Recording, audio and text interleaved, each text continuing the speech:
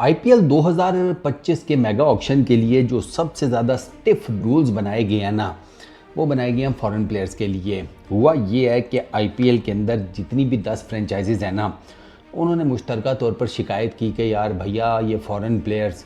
ये ऑक्शन में आते हैं, हम इनको ख़रीदते हैं, ख़रीदने के बाद सारा कुछ सेट हो जाता है, जैसे ही सीज़न शुरू होने लगता है ये गायब हो जाते हैं। किसी की माँ बीमार, कोई जोरू का गुलाम, किसी की दादी इजाज़त नहीं दे रही, किसी के और कोई मसले मसाइल हो जाती हैं, किसी ने नलका ठीक करवाना होता है, किसी की गाड़ी ख़राब हो जाती है, किसी के बच्चे ज़िद कर रहे होते हैं पापा ये गर्मियों की छुट्टियां कहीं और चलती हैं। तो इस तरह के जितने भी मसले मसाइल थे ना, उससे शदीद किस्म की 10 फ्रेंचाइजीज तंग थी। आईपीएल की जो गवर्निंग कौंसिल है ना, शायद इतना स्टिफ रूल बनाती ना ये बैन वाला, लेकिन उन्होंने भी सोचा कि यार, उन्होंने कहा होगा यार चलो मेहमान है, कोई बात नहीं, छोड़ देते हैं ना, क्या है, नहीं आया चलो रिप्लेसमेंट वाला थ्योरम कर लो ना।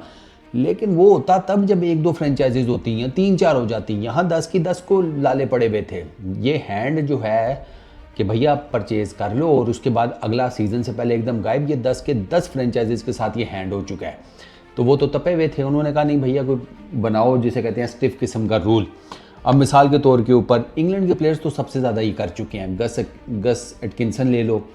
हैरी ब्रुक ले लो, डेविड विली ले लो, जेसन रॉय ले लो, अच्छा इसके अलावा वो एक मार्क वुड ले लो, बेन स्टोक्स ले लो, जोफ्रा आर्चर ले लो, मतलब मल्टीपल नाम है और इंग्लैंड के सबसे ज़्यादा हैं। तो आईपीएल ने ना इस दफ़ा जनाब बड़ा सिंपल सा एक रूल बनाया। उन्होंने कहा जी कि ओवरसीज़ प्लेयर जो अपने आप को ऑक्शन के लिए अवेलेबल करता है, उसके बाद वो परचेज़ कर लिया जाता है, और अगर वो सीज़न के टाइम गायब हो जाता है, नहीं आता, तो फिर उसके ऊपर 2 साल का बैन है, 2 सीजन्स का बैन है। और सिर्फ 2 सीजन्स का नहीं, 2 आईपीएल्स प्लस 2 आईपीएल्स के ऑक्शन, यानी कि वो अगले 2 सीज़न, 2 पूरे साल आईपीएल का जिसे कहते हैं उसको ना आई नज़र आना है, ना पी देना और ना एल तो दे ही दिया ना, हाँ चलो ऐसे कर लो, तो वो ये वाला हिसाब होगा। हाँ, इसमें एक जिसे कहते हैं ना वो थोड़ी सी विंडो ओपन रखी गई है, और वो रखी गई है कि अगर कोई मेडिकल कंडीशन हो जाती है, प्लेयर इंजर्ड हो जाता है, अच्छा उस पर भी प्लेयर इंजर्ड हो जाता है और वो कहता है कि मैं इंजर्ड हूँ, तो आईपीएल जो गवर्निंग काउंसिल है वो कांटेक्ट करेगी उस प्लेयर के स्पेसिफिक बोर्ड से।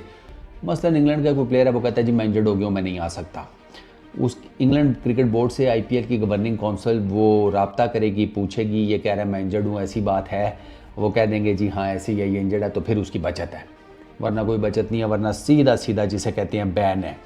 इसके अलावा एक और मेन चीज़ वो ये रखी गई है कि फॉरेन प्लेयर्स के लिए मस्ट कर दिया गया है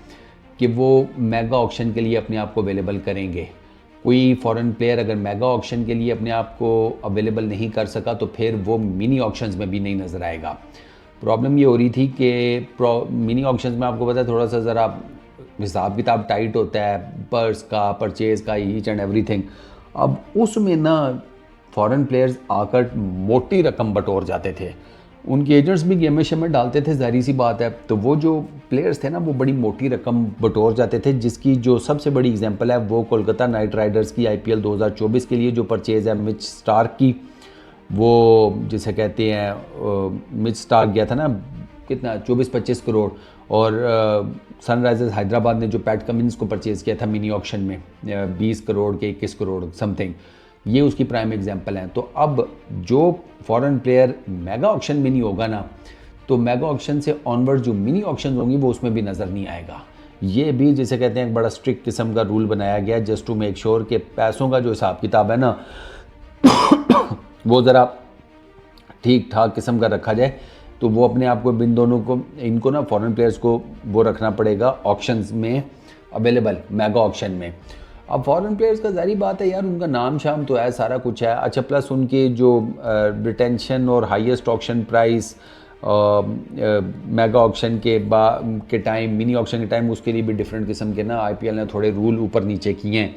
वो अब जारी बात है जब ऑक्शंस होगी तो एग्जैक्ट पता लगेगा कि यार ये रूल किस तरह है, क्योंकि टेक्स्ट फॉर्म में तो वो रूल्स जो है ना वो अजीब ही कुछ, क्या ऐसे लगता है जैसे टैक्स अवेजन का कोई थ्योरम लगा हुआ है, यार ये टैक्स किस तरह बचा लें, लॉन्ड्री में डाल दो भैया,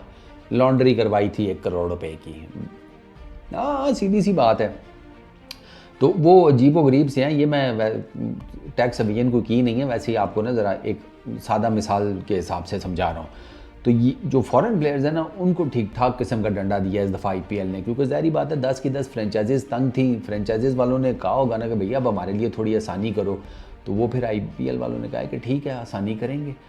अब फॉरेन प्लेयर्स की मजबूरी है भाई, वो आईपीएल खेलने आएंगे ही आएंगे, उनको आना पड़ता है, उनको पैसे चाहिए, उनको बाकी जो मौल माशरा मिलता है उसकी वजह से वो सारे आते हैं खेलने। हाँ, अब ये है कि वो अगर आएंगे ना तो फिर उनको हर हिसाब किताब क्लियर करके आना पड़ेगा। ऐसा नहीं है कि पीछे कुछ छोड़ के तो एंड टाइम के ऊपर कुछ मैचेस के लिए आ जाएं या समथिंग। अगर कुछ मैचेस के लिए भी अगर वो आते हैं ना, तो वो उनको पहले जिसे कहते हैं वो अपना फ्रेंचाइज के साथ हिसाब किताब क्लियर करना पड़ेगा। उनको ऑक्शन में आएंगे तो वो बताएंगे अपनी फ्रेंचाइज वालों को, क्योंकि फ्रेंचाइज वाले बेचारे ऑक्शन में बंदा परचेज़ किया, ठीक है डन है, उसने आना है, ओके फाइन, उसके हिसाब से अपनी टीम प्लानिंग की, उसको किधर बैटिंग करानी है, अगर बैटर है बॉलिंग करानी है तो उसका क्या हिसाब किताब करना है, वो बेचारे अपना पूरा प्लान बनाते हैं। एंड टाइम के ऊपर प्लेयर जो है वो पिंग कर जाता है। अब उसकी रिप्लेसमेंट डेफिनेटली उसकी क्वालिटी की तो नहीं है, तो वहाँ पर फ्रेंचाइज वाला बेचारा जो है वो फंस जाता है ओनर। तो इस वजह से इस दफ़ा जो आईपीएल के जो ओवरसीज़ प्लेयर्स हैं ना, उनको ठीक ठाक किस्म का ना आईपीएल वालों ने बम्बू दिया कि ज़रा हौसला करें, आप कोई हमारी मजबूरी नहीं बने हुए, हम आपको जिसे कहते हैं फैसिलिटेट कर रहे हैं और आप हमारे ही सर पर चढ़कर जिसे कहते हैं ब्रेक डांस कर रहे हैं या भंगड़ा डाल रहे हैं। तो वो इस दफ़ा ना आईपीएल वालों ने ठीक ठाक किस्म का दुख है। तो बाकी अब मेगा ऑक्शन होगी तो पता चलेगा कि क्या बनता है, क्योंकि इस दफ़ा मेगा ऑक्शन में मैंने आपको कल भी बताया था उतल पुतल भी ठीक ठाक होगी, वॉलेट भी बहुत बड़े हैं, रिटेंशन का भी बड़ा हिसाब किताब बड़ा डिफरेंट है इस दफ़ा। तो इस दफ़ा का जो मेगा ऑक्शन है ना, जो नवंबर दिसंबर में होगा, वो काफ़ी इंटरेस्टिंग होने वाला है। लेट्स सी क्या बनता है। इस वीडियो में इतना ही, अपना बहुत ख्याल रखना, नेक्स्ट वीडियो में मुलाकात होगी। Peace out.